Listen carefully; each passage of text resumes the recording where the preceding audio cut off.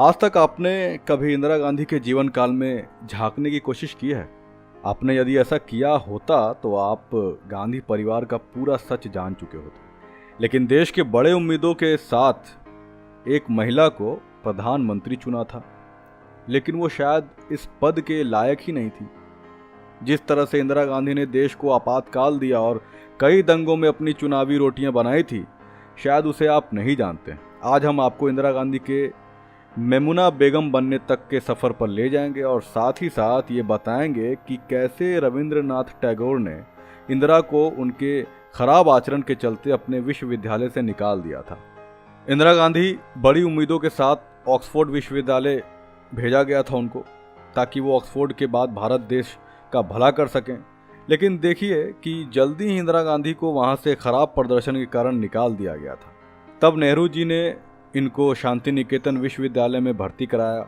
जैसा कि शायद आपको पता न हो कि शांति निकेतन रविंद्रनाथ टैगोर जी चला रहे थे, लेकिन आश्चर्यजनक बात यह है कि उन्होंने भी इंदिरा को खराब आचरण के कारण वहां से निकाल दिया था। तो आखिर इंदिरा गांधी में ऐसा क्या था कि वो कहीं भी अपनी पढ़ाई पूरी नहीं कर पा रही थी?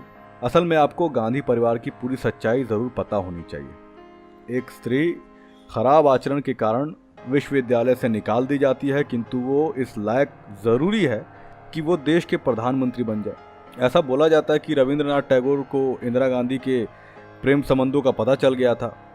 कैथरीन फ्रैंक की पुस्तक the life of Indira Nehru Gandhi, इस किताब में इंदिरा गांधी के अन्य प्रेम संबंधों से कुछ पर प्रकाश डाला गया है।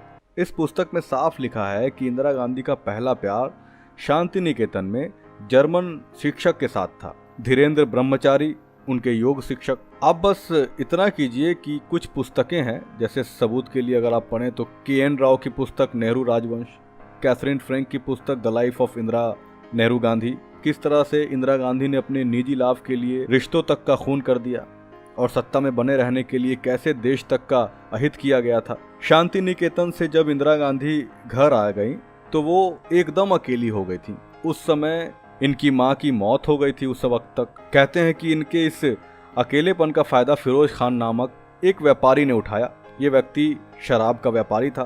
फिरोज खान और इंदिरा गांधी के बीच प्रेम संबंध स्थापित हो गए। दोनों ने लंदन की मस्जिद में जाकर निकाह पढ़ लिया था। इस तरह से इंदिरा गांधी मुस्लिम धर्म अपना चुकी थी।